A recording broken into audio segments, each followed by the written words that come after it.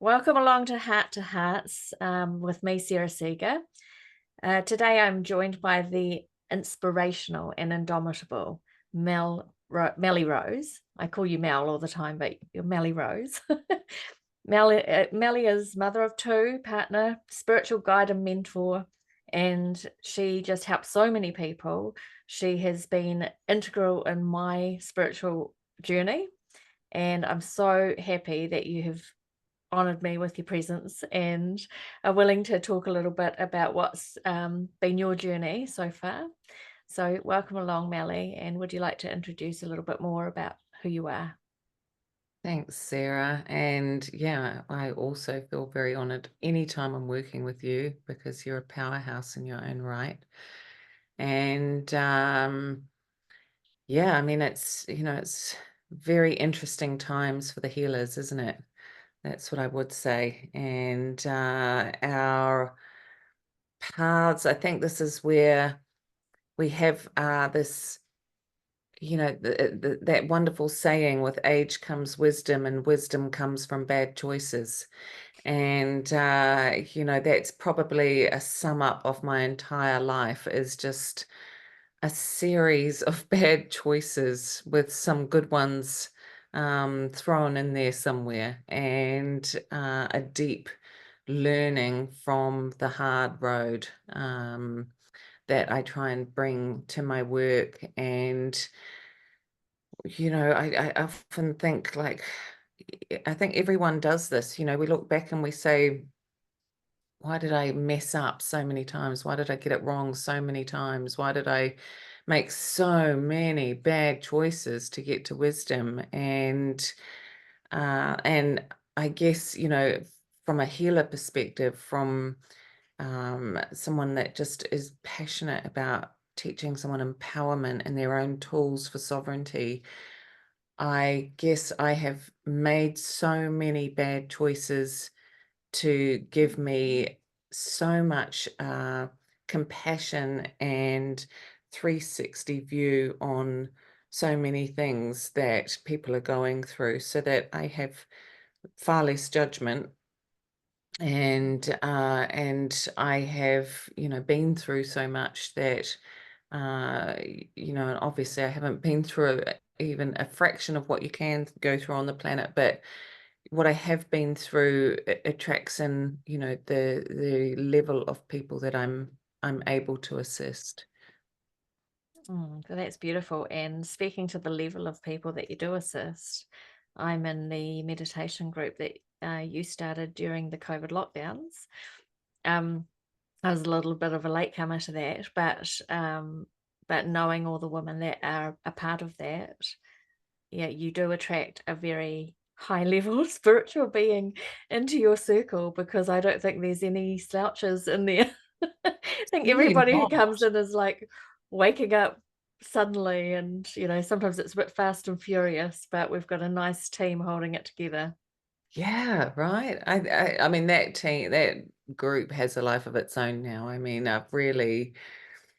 it started just as a kind of momentum from my meditations over COVID. And I was doing those 6 mornings a week in the beginning because people were really not in a good way. And then it just kind of, at one point, I just closed the group down. And so then I put the recordings up, but the group remained closed. So I think we had about 20 or 25 people in there at that point. And now every now and then we get a newbie, and but they're not a newbie. They're all like everyone in there is just so advanced, even if they don't realize it yet.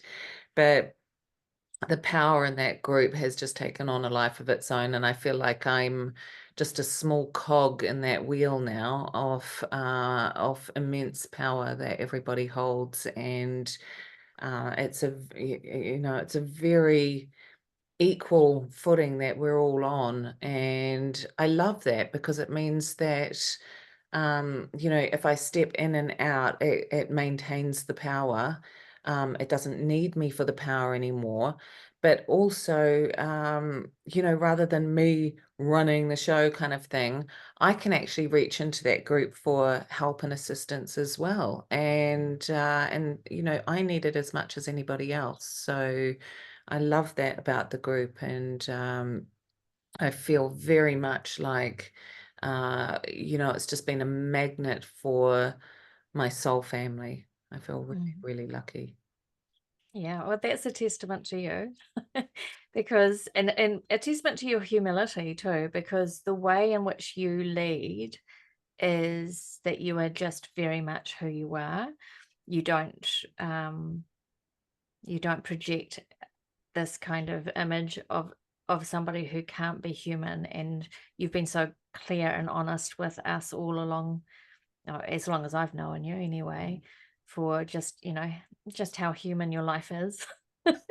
And I think that really has brought the feeling of family from the group, because then we can all step in and share our vulnerabilities and not have to be showing up as something, our best selves all the time. We are our best selves all the time, but we're Mm. our honest selves all the time. Absolutely. And, I don't think there's anyone more human in the group than me, more fallible, more anything really in terms of vulnerability. And yeah, like you say, it puts us all together as a family. And I think that, this is something we always have to watch for, if we're following anyone, or in anyone's group, or, however we show up in any kind of, powerhouse, yeah, kind of format anymore, is that the time of the guru is gone, big time. And uh and really, gurus should at this point start falling away, all over the world. We should not be calling anyone a guru anymore, because we are all cosmic beings in a human suit, and we are all here. Sometimes we look at certain children and we're just like, holy crap. I mean, my younger daughter, and both my daughters are beautiful cosmic beings in their own right, but when my younger one was little and she would want to give me treatments, and she'd put me on the table and she'd be giving me Reiki. And all I ever wanted to do was bow down at her feet and say, thank you, my master. So, that was so overwhelming that I knew she had been a master in my past life. And so to envisage myself as anything other than very much, just a cosmic being in a human suit like everyone else, would be really, really wrong. And for anyone to see me as anything, higher than anything else, it would also be very, very wrong, because I've probably made more mistakes than everyone in the group put together, to be honest. And I doubt it. I think we're all very fallible, but I mean, you're really running yourself, through it, and I don't think that's fair, because you are an amazing healer and an amazing woman, and whatever choices you've made along the way, thank God you did, because we wouldn't have you here with us. Well, I feel like, yes, that in some ways I think, well, I guess at least, whatever anyone brings to me, and people bring really big, big stuff to me. People bring very heavy stuff, and I'm able to hold extreme darkness, in a way that I know a lot of people can't, in a way I know a lot of healers can't.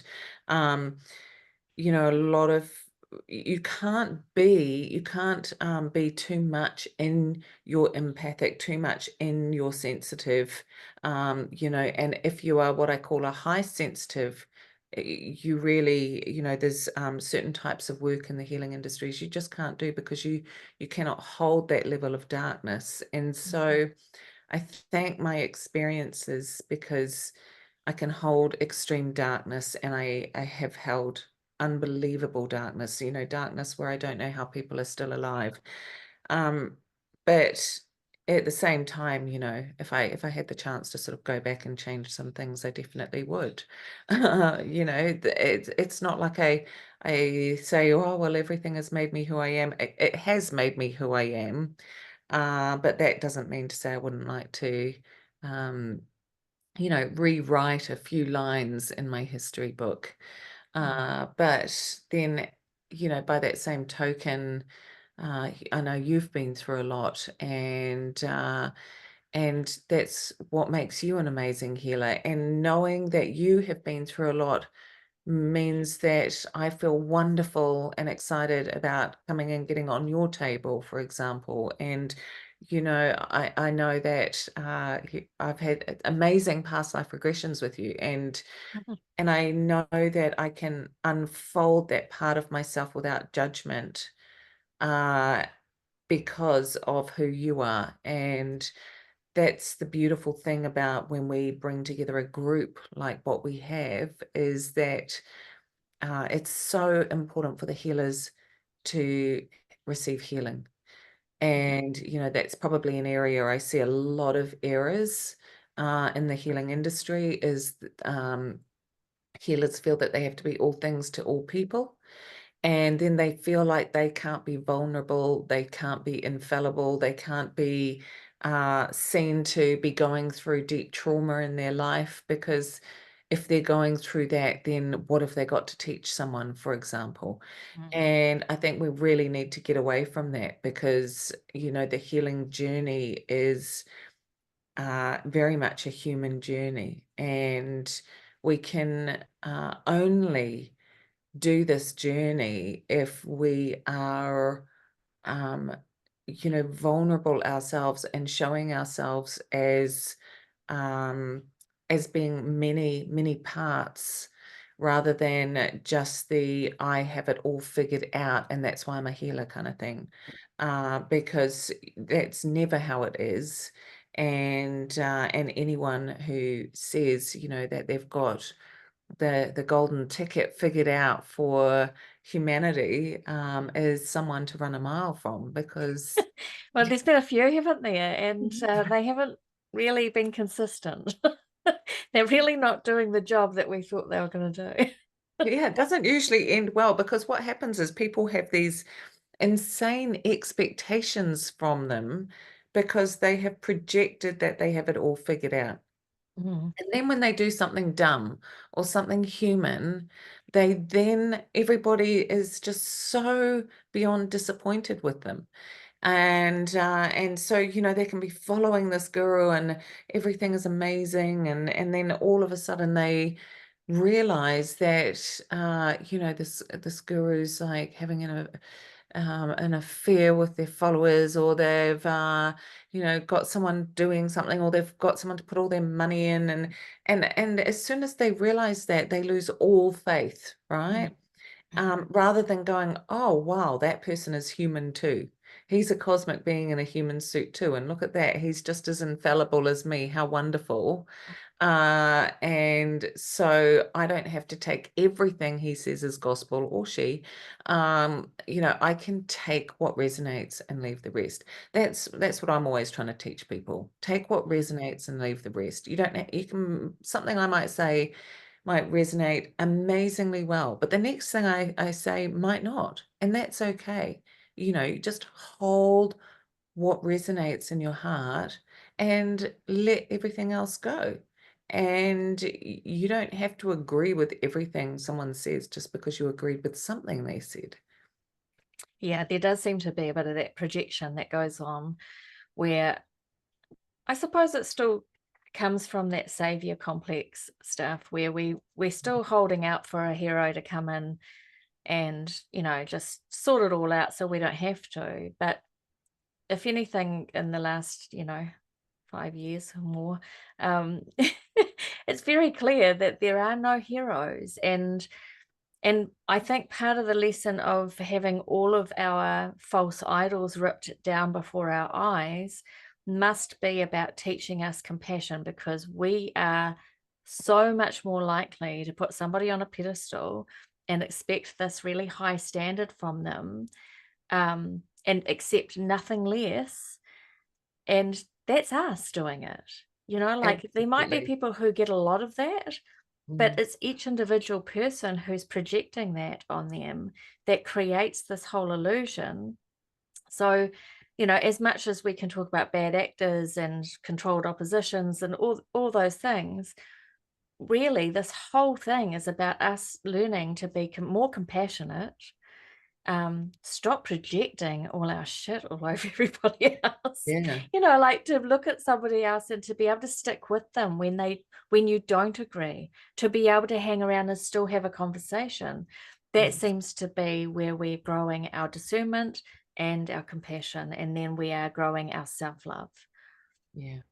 Yeah. 100%. And I would say compassion and sovereignty, Yeah. because, by having someone stripped away over and over, and having, people falling all over the show that we've believed in and whatever. Um, this is, about learning how to discern for ourselves rather, and I mean, like you say, the last 4 years have shown that really still so many people don't want to discern for themselves. They don't want to be sovereign. They don't want to be empowered. They just want someone else to make the decisions and do the hard work. Mm. And that is actually, true on both sides of the fence. It was like, this person has all the answers and I'm going to rigidly follow them, and anyone that's not following them is going to be like out the back door kind of thing. And I even had a bit of that myself, because of my strong beliefs. And so it's actually been really good for me to just sort of stand down and realize, the middle ground, and bring myself back into my own empowerment. I obviously had very clear positioning in the last few years, and I was, initially very tuned in to my own power and my own truth. But, it was such controlled chaos out there that I think all of us just went into some kind of zone for a while, where we started to, fall prey to fear, or in one form or another, where we started to become afraid that we were going to lose loved ones. And a lot of people did lose loved ones, um, because we were pitted against each other so beautifully, weren't we?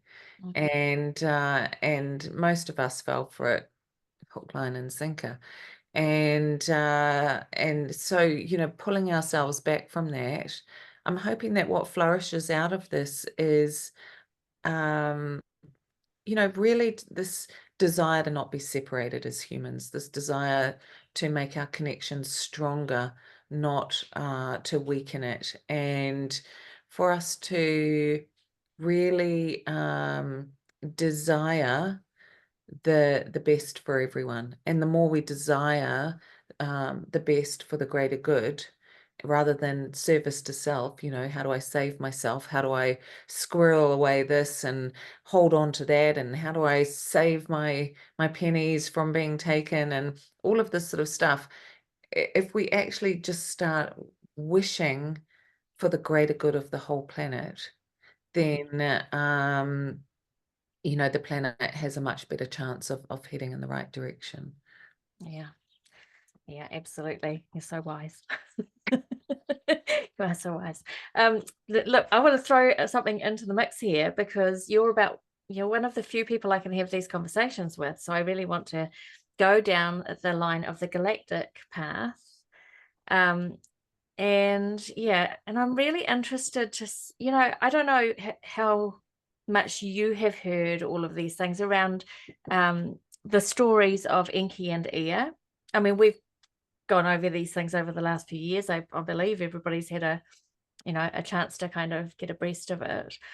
And so this Anunnaki influence over us yeah, I'm really interested. Like at the moment, I'm in a funny place with this because I have some personal channels that have come through that have certainly, yeah, certainly been about that story. But I always am holding off on some things because I'm like, well, I don't know, like where in the realms of good and evil, where do they sit? Like, what can we what kind of should we take and what should we leave? So I'm wondering if you have any insights or anything So, else.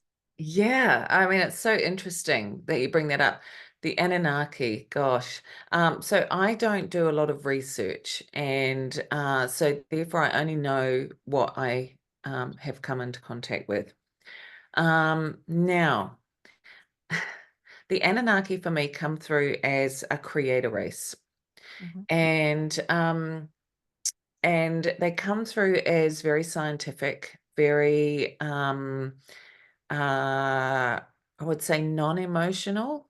Like I don't find them emotional creatures at all. I find them very much like some of the dealings I've had with them, they've been very much like business people. So they're very able to separate out emotions from from from um, uh, like with common sense, and they're very able to really separate out these parts of themselves and just make clinical decisions. Um, so we have Anunnaki hybrids here, and in fact, we have one in our group, and that is really interesting because that particular person is, has very much Anunnaki hybridization on her line, and she's. You'll often find if you've got a hybrid in this way that they are very down to earth, very grounded. They often have, jobs where you just need to make quite clinical sort of decisions.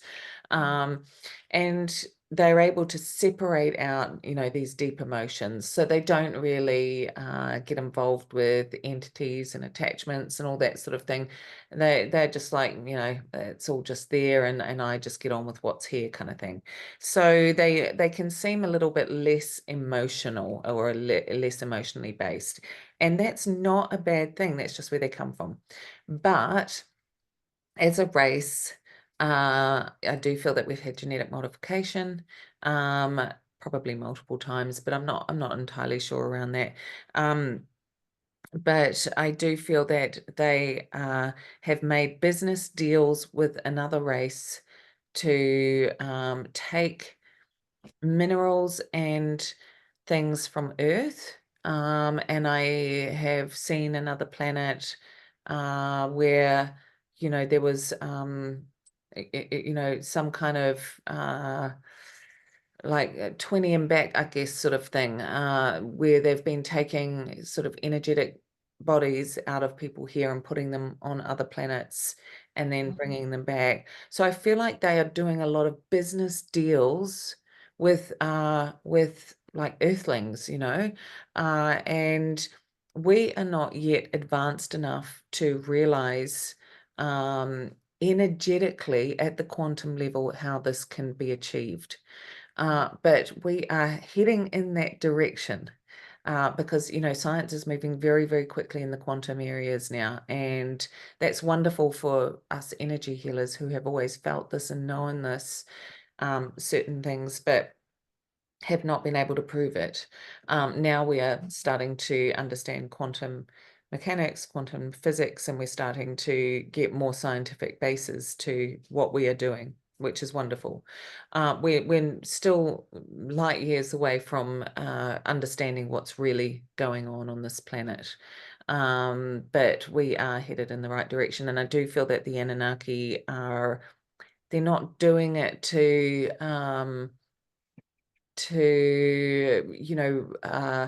specifically hurt us or anything else. I feel like they're just doing business deals, and I feel like they're mostly space-based. I don't feel like there's many of them here, if any. And I feel like they're doing deals with other races to manage us the same way we manage cattle. You know, it's sort of like the food chain, and they see us on the food chain the same way we see cattle on the food chain, and as basically lesser intelligence. And therefore, you know, Earth is a right place for resources. And I feel that it's much more of a business kind of deal than anything else with them. That's just how it comes through for me. Yeah, it's interesting because I mean, I think definitely I would resonate with a lot of that. I don't know timeline wise where Yeah. things, because I feel like the contracts that have been made with other races have superseded anything that the Anunnaki had going on here.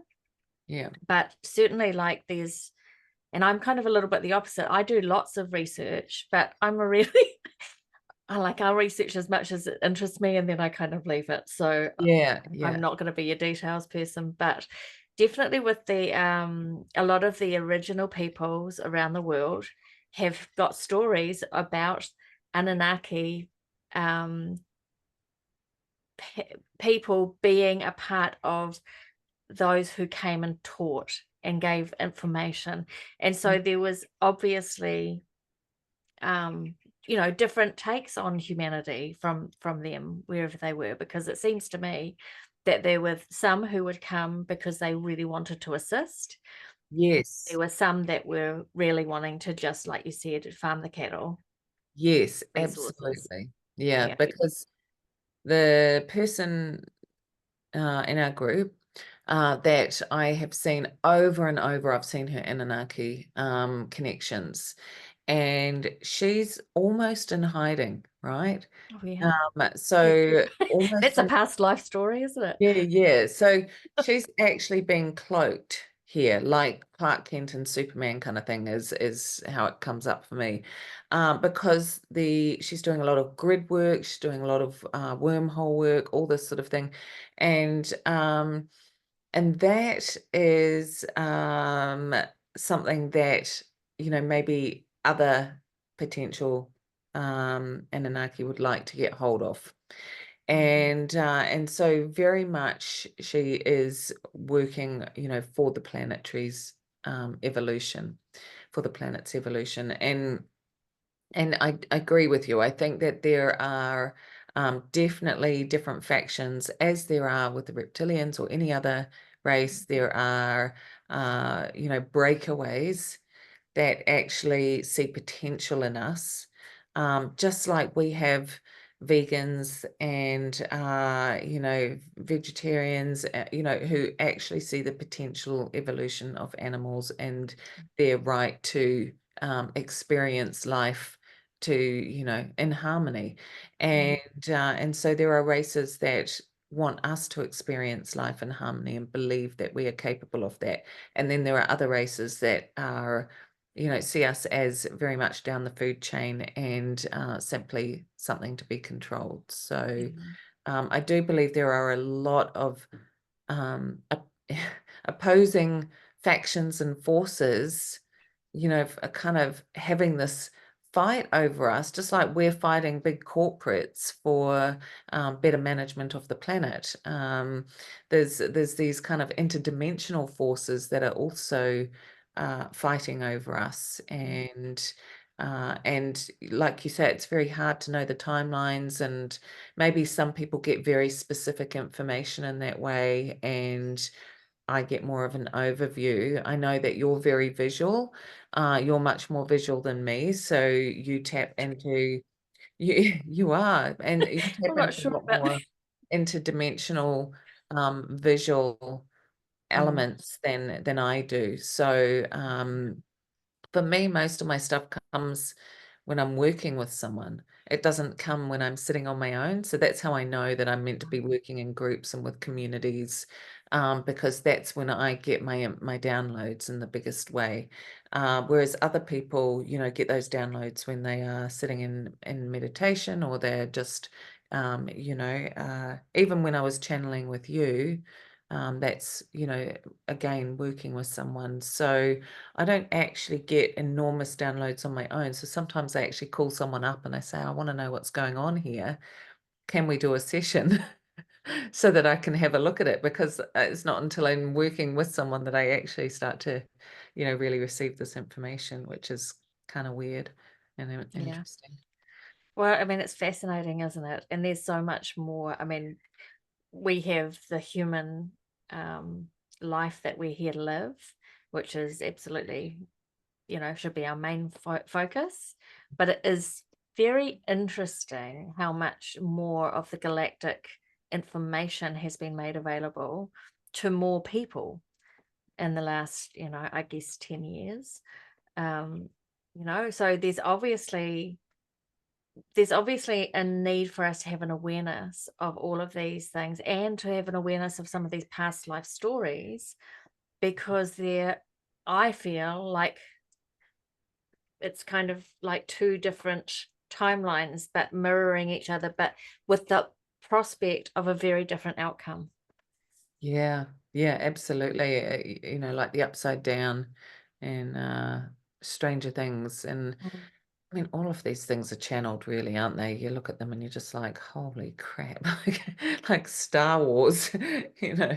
And I think that, yes, we are, so as the Western world sort of got richer, as we had our basic needs met, right?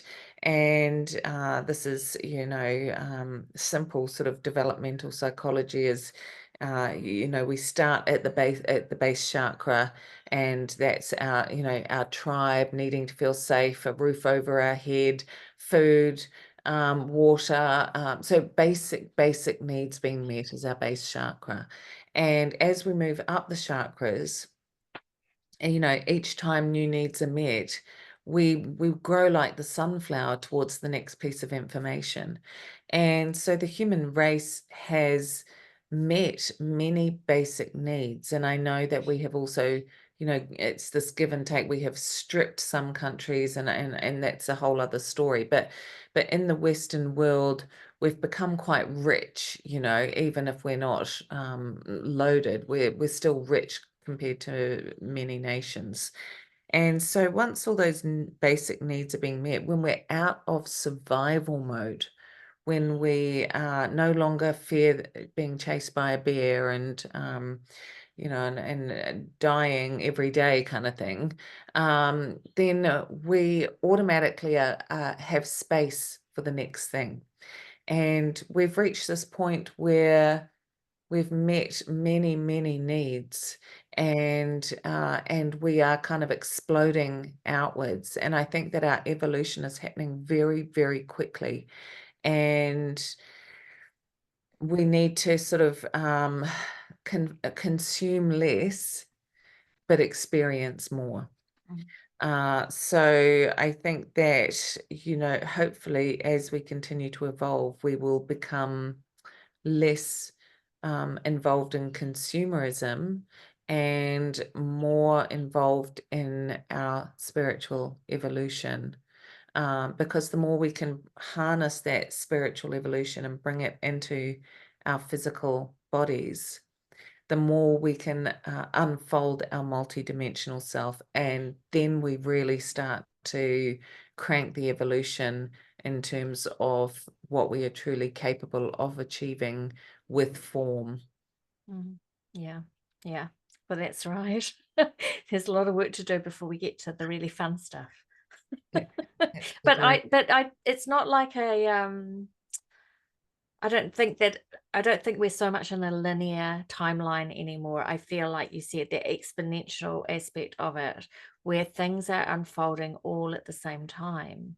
So not only are we starting to have more awareness about our inner selves, but we're starting to have more awareness of the world around us, and the extraterrestrial kind of world around us and all the other things that are available. And it does feel to me like a lot of people are coming online with their ability to see like interdimensionally. Mm. They're Yeah. very, people coming on to lay on the table, and they're just coming because they've got a sore shoulder, and by the time they've left, they've met their galactic family, or they got a whole lot of other stuff. But Right. open to it, not running away from it. In fact, often embracing it and wanting to come back for more.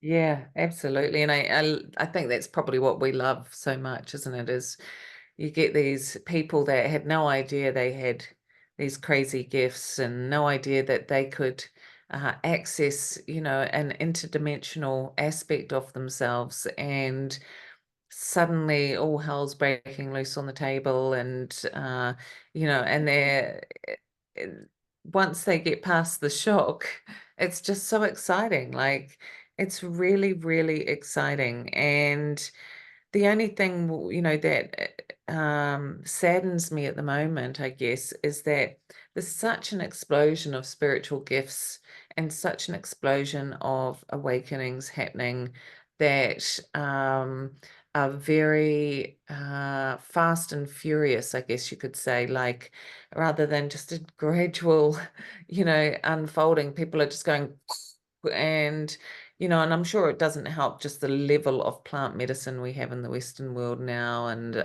mushrooms and LSD and things, because those things open up interdimensional aspects of us. But at the same time, if it opens too quickly, it can create severe mental health problems. So that's the other thing that I've been seeing is an excess of mental health breaks, psychotic breaks, as the gifts are unfolding. And these, I don't want to call them God complexes, but I am seeing it more and more, where people, especially some of our young ones, they're exploding into their interdimensional self. And then then there might be this, for example, this feeling that because you have seen the universe and how things work, that you now are kind of God and you're in control of it. And you are now controlling the Earth's movements and things. And that's always a bit of a red flag. But you might also have someone that is suddenly having premonitions, and they might see an accident, and 5 days later the accident happens. And this is actually happening in young children as well.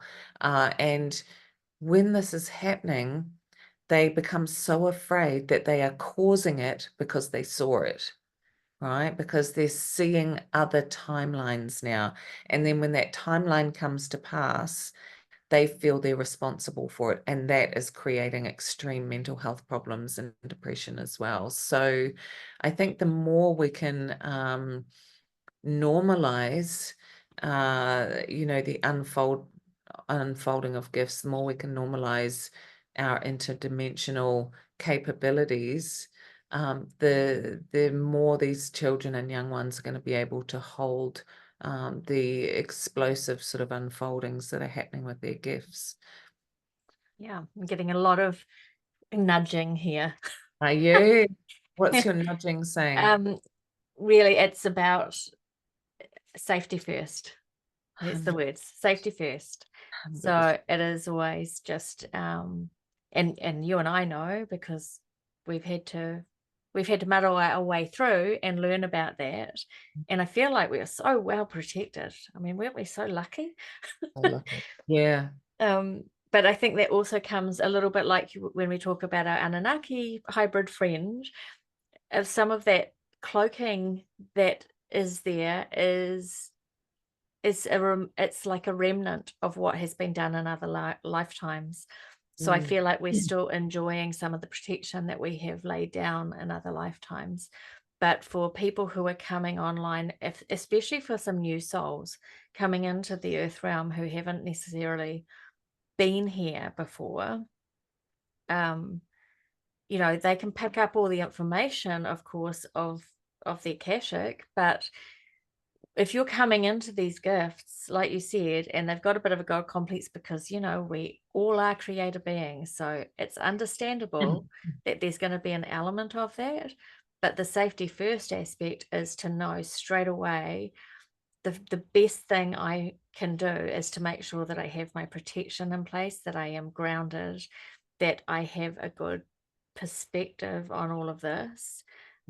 Because you know, with taking the psychedelics or the plant medicines, you know, they're all there to be used in a way, but there is a way to use them in ceremony and respectfully that is very different in intention to using it recreationally to go and, you know, enjoy yourself in other ways.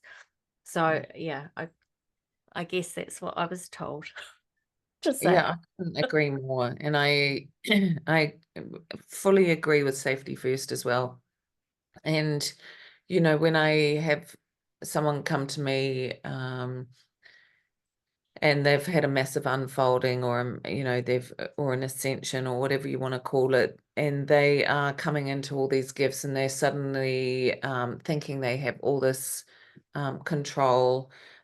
You know, the first thing I get them to do is to shut it all down, until they can learn how to hold it in a safe way. Because, you know, if they're getting paranoid and they're not leaving their house, and they're thinking that they're, you know, controlling the direction the planet's going in, and because, you know, this is a joint effort, it's not one person sitting there. No one person is sitting there with their finger on the button.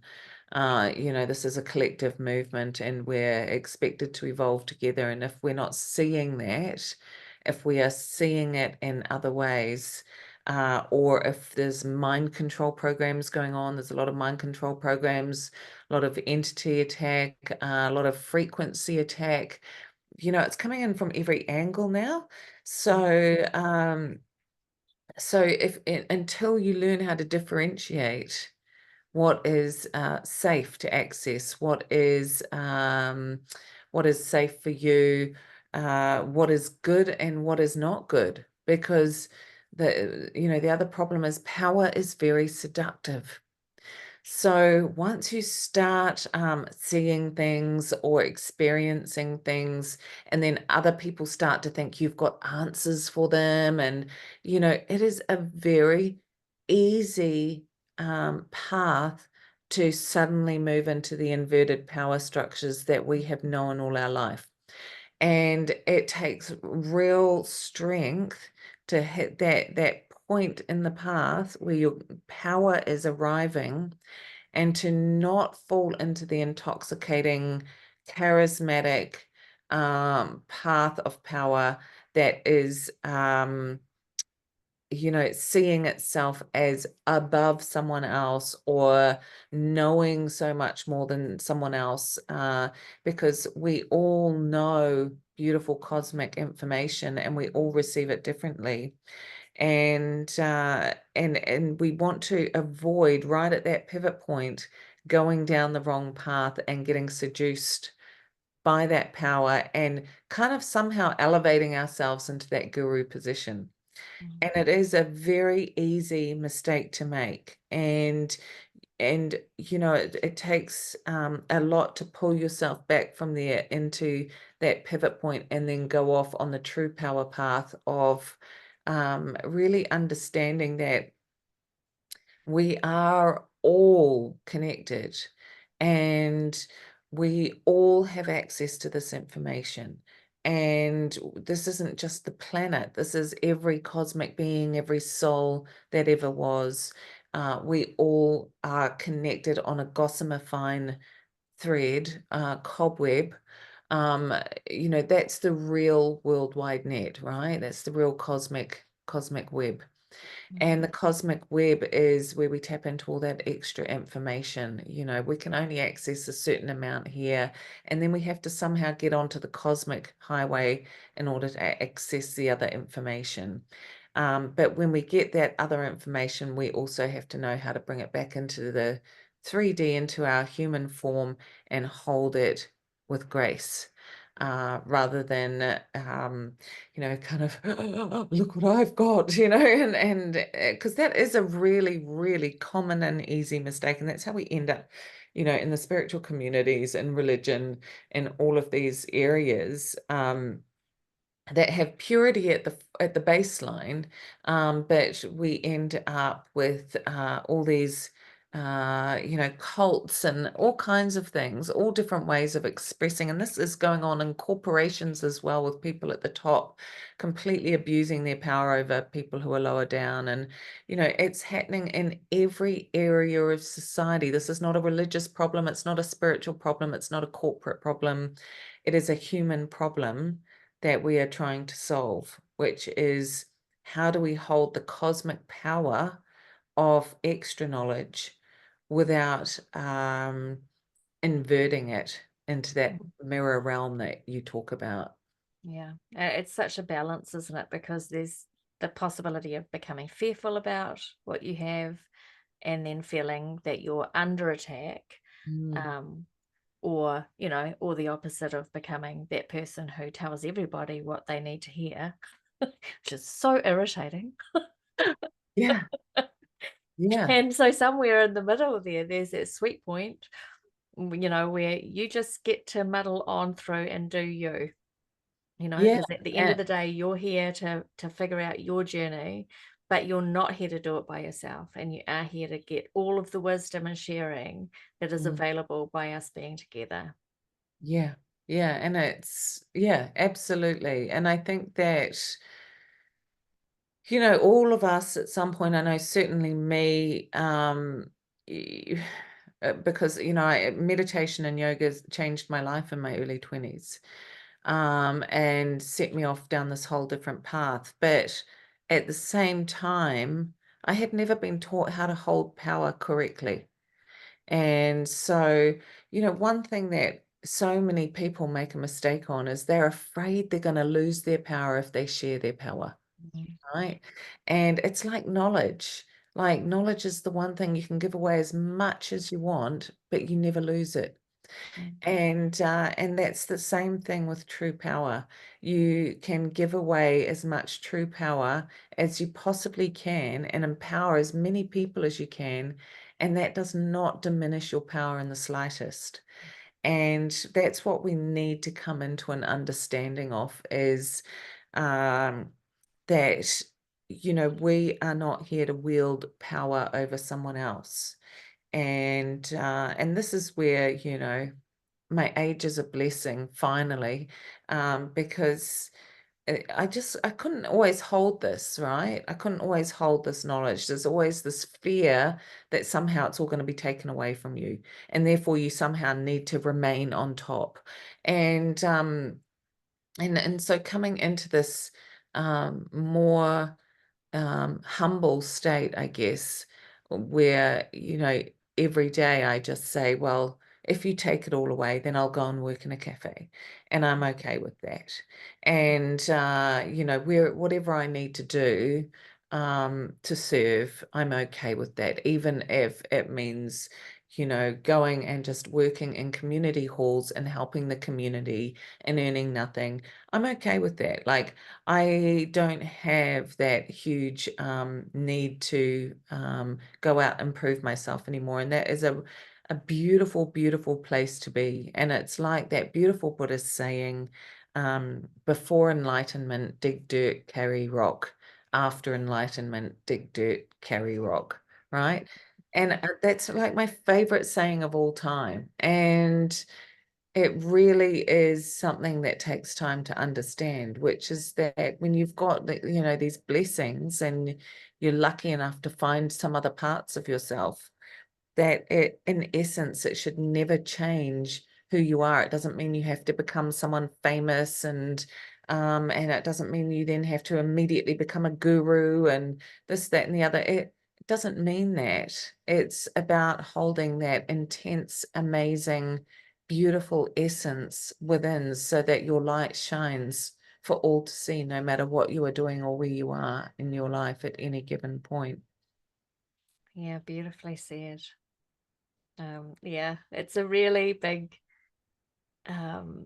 challenge, I think, to step in and to hold the power that you have, and to recognize what that is, and that it's really a true thing, to not shy away from it, but to also be willing to just, hold it lightly, not carry it as a burden, and then you can skip along and enjoy your life. And like you said, I feel like you've arrived when you go, "Ah, if it all gets taken away, I'll just go and do something else."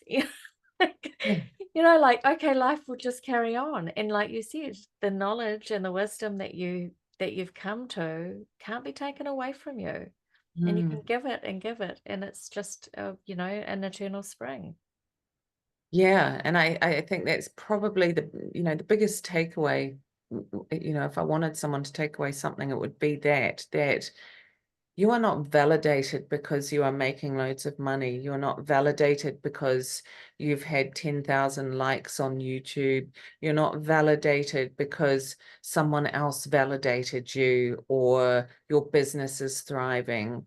Your validation must be there no matter what is going on around you. Your self-validation is the greatest gift you can ever give yourself. And like you say, it can never be taken away from you. Any time you think you are failing because, your business is not booming or all that hard work you put in there didn't come to anything. And, if you are tied into that external force, then you are not in your power. And you know you're in your power when you no longer need that external force to show you that you've arrived. Yeah. It's a funny old world. It's a journey, and we need to stop looking for the destination, because we didn't come here for the destination. The destination is death and rebirth, right? But we came here for the journey. And we just need to remember that, because we're always just wanting to sort of skip ahead, and we're always wanting to see where this ends up. Oh, I don't want to put my effort into that unless I know it's going to pan out in this way. And, that's not why we came here. We all pan out in the same way, which is, the same way we came in. We came in through a stargate and we're going out through a stargate. And everything in between is the reason we chose to come here. Yeah, and we're doing it regardless, right? Yeah, No, yeah, no matter what our choices are, yeah, somehow we're just doing what we need to be doing. absolutely. I feel like I have to give a little, but you can't sit on your butt and do nothing. It's the mother in me, like, you still got to do something. Well, the action, karma is action, right? Karma is not thought. Karma is action. So if we want to change something in our life, if we want to resolve karmic things, we must do it through action. And so we came here to have physical form to power action. And so, if karmically we want to grow, then we must take action. No matter which action we take, we must choose action. Because if we just sit there wallowing in thought and feeling, that is not actually action. So you're right. We can't just sit on our butts and do nothing. But, we have to take a step in a certain direction for something to happen. Because it doesn't happen, and it's like you're never going to meet the man of your dreams just sitting in your house hoping he turns up at the door. Yeah, like it's, we must take action. And that action might not lead to the desired result, but it's leading us in a direction that will then open the door to more action. So absolutely, yes. We can't just sit on our butts and do nothing. And it's a world of possibilities. So why not give yourself the best chance of having all of the opportunities? Yeah, absolutely. And so, I always say there's no wrong decisions, there's just decisions. And, and sometimes those decisions don't have the desired outcome.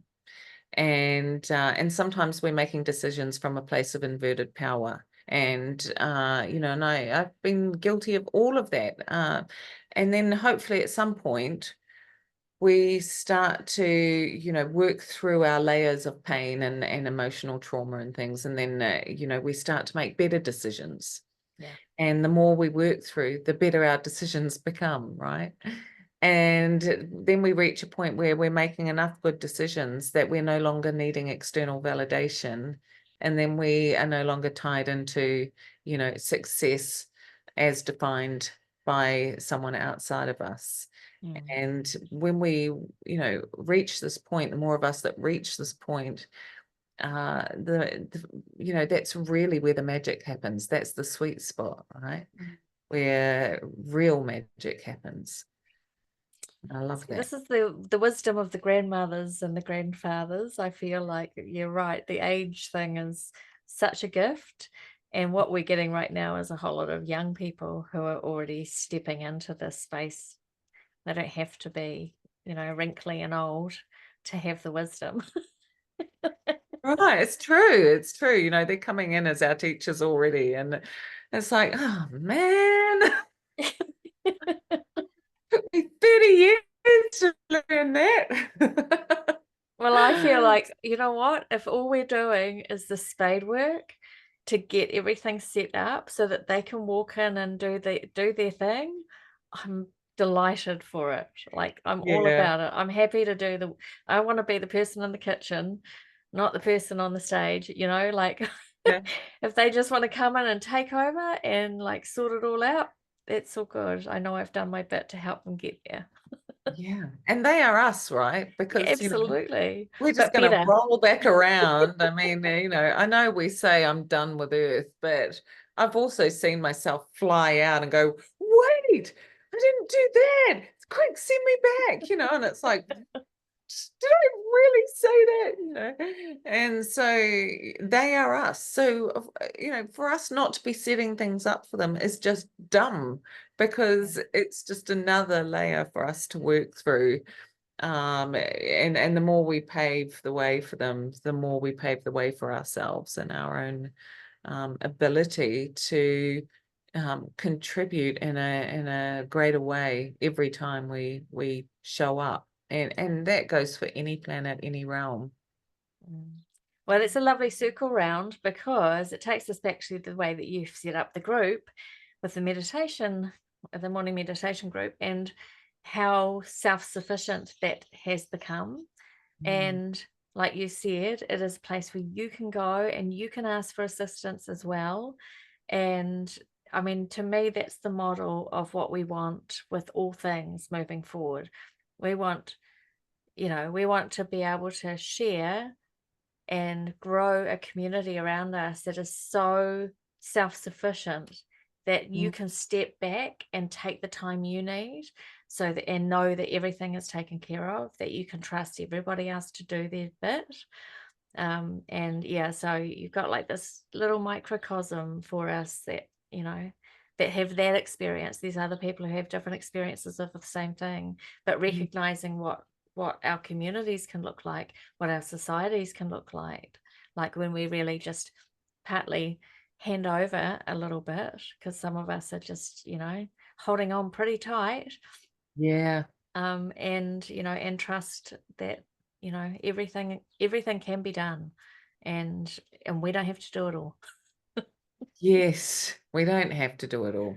That is a big mistake, for us to think that we have to do it all, and to think that we can't ask for help. That's just as backward as someone who's got no awareness at all.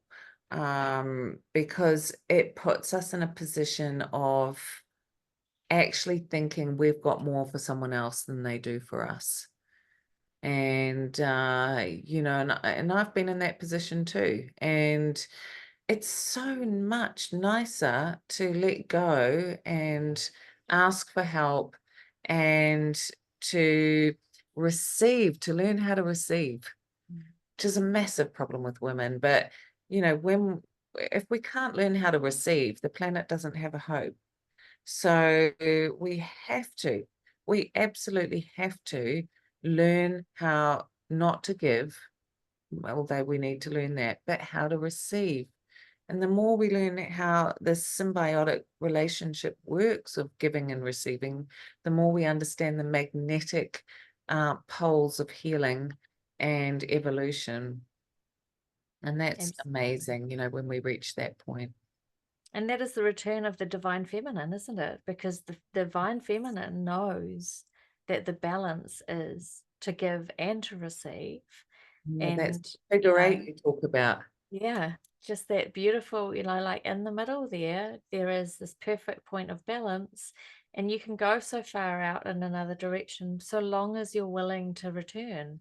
And, Yeah. like just not trying to be everything for everybody and do, I feel like I'm getting told this, not, and not to try and do everything yourself, and to try, because what are you taking from somebody else when you don't allow that? Mm, We can't be in the divine feminine if we can't receive it. absolutely. Yeah.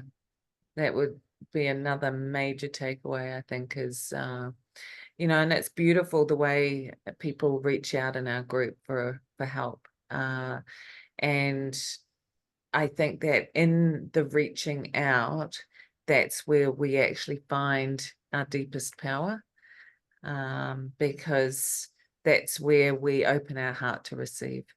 Yeah. Mm, Yeah. And you let your walls down, don't you? And go, yeah, I don't have the answer. yeah, and I need help. Yeah. Really hard thing to say. Mm. Yeah. Well, hey, hun, I'm so grateful to spend this time with you. And before we go, I know you did say a while back that if there was one takeaway that you were going to leave people with, but I'm sure you have some more wisdom. So is there anything that you would like to leave people with? And when we're all finished and I put this out, of course, I'll put all of your details in the show notes so that people can find you and do work with you if that's what they feel called to do. Thanks, darling. And I think, we always have such great chats. And I guess, really there's so much struggle going on at the moment, so many mental health problems, so much illness, so many people transitioning. So many people are struggling in this energy right now. And what I would say to them is remember that this is what we came for. We chose to come here right now for this. We've seen it, we know it. And the most important thing right now is not to withdraw, it's to connect. And so I think for a lot of us, our natural instinct is to fold down and withdraw. And that is a sign that we don't know how to ask for help. We don't know how to be vulnerable. We don't know how to open our heart to receive. And so if you find yourself doing that, reach out. No matter how vulnerable it makes you feel, no matter how hard it is to do, reach out and connect, because in that connection, you are allowing yourself ease and grace through some of these energies that really have us in their grip at the moment. And just remember, this is what we came for. Thank you so much, darling. And I just want to affirm that, like, all of the things that you have spoken about, you have done for me. And in my relationship with you, I have learned all of these things. I'm not finished learning, but I really honor you for showing up and doing that, not just for me, but for everybody that you touch. Thanks, darling. And likewise, I've had an amazing, beautiful journey with you, and deeply honored to be continuing it with you. Yeah. Amazing. All right, darling. From my heart to yours. Namaste. Mwah.